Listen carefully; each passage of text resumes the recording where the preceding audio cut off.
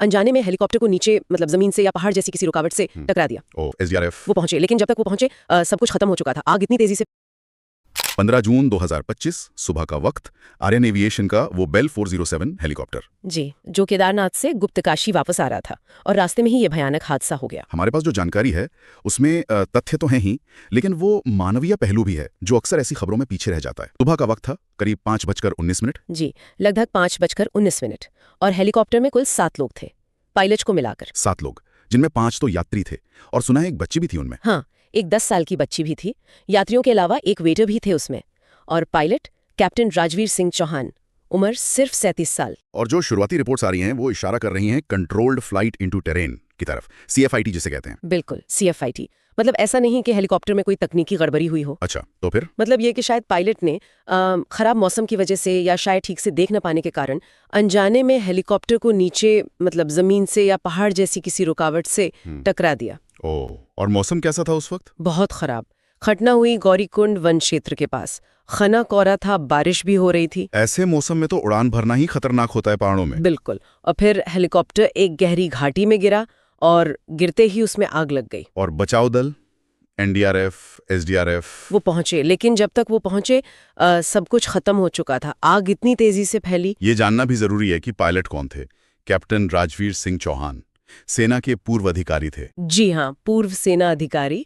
और ये भी पता चला है कि वो पहले भी मतलब ओमान में एक मुश्किल स्थिति से बाल बाल बचे थे, अनुभवी थे। और उनकी पत्नी, वो भी सेना में है, लेफ्टिनेंट कर्नल। हाँ, उनकी पत्नी अभी भी सेना में सेवारत है, लेफ्टिनेंट कर्नल है। आप सोच सकते हैं परिवार पर क्या बीती होगी। बहुत ही दुखद है ये। बिल्कुल। इस हादसे के फौरन बाद क्या हुआ? मतलब मंत्रालय की तरफ से, DGCA की तरफ से एक्शन तुरंत लिया गया।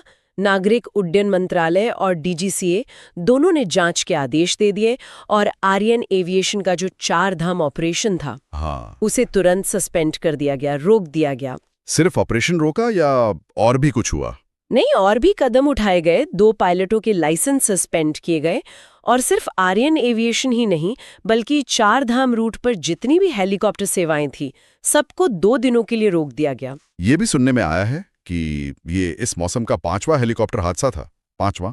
जी हाँ, सूत्र यही बता रहे हैं, 5वां हादसा। ये सिर्फ एक हादसा नहीं है, ये एक पैटर्न की तरफ इशारा करता है। तो ये महज संयोग तो नहीं लगता? बार बार हादसे होना पहाड़ी इलाकों में, खासकर इन तीर्थ यात्राओं के दौरान। सही कहा। ये सवाल खड़े करता है सुरक्षा नियमों पर, SOPs पर, मौसम की निगरानी पर, पायलटों की ट्रेनिंग पर। बहुत सारे सवाल हैं। और ये जो आर्यन एविएशन का ऑपरेशन रोका गया, पायलटों के लाइसेंस निलंबित हुए, इससे क्या लगता है? मतलब शुरुआती जांच में कुछ गड़बड़ी मिली होगी? देखिए, ये तो जांच पूरी होने पर ही पता चलेगा, लेकिन इतने सख्त कदम ये यही दिखाते हैं कि शायद कहीं ना कहीं गंभीर लापरवाही की आशंका जरूर है। और यहाँ एक और बात है, आस्था का पहलू। लोग बड़ी श्रद्धा से इन यात्राओं पर जाते हैं। हाँ, आस्था बहुत बड़ी चीज है, लेकिन जैसा कि स्रोत भी कह रहे हैं, आस्था और सुरक्षा दोनों साथ चलनी चाहिए। मतलब मौसम खराब है तो उड़ान नहीं होनी चाहिए। हेलीकॉप्टर फिट नहीं है तो उसे जमीन पर रहना चाहिए। नियमों का पालन वो सबसे जरूरी है। बिल्कुल। कैप्टन चौहान और उन 6 और लोगों की कहानी बहुत दुखद है। एक स्रोत में पढ़ा, जब आसमान ही खामोश हो जाए तो जमीन पर आवाज ही असली चीख बन जाती है। कितना सच है ये? बहुत मार्मिक बात है।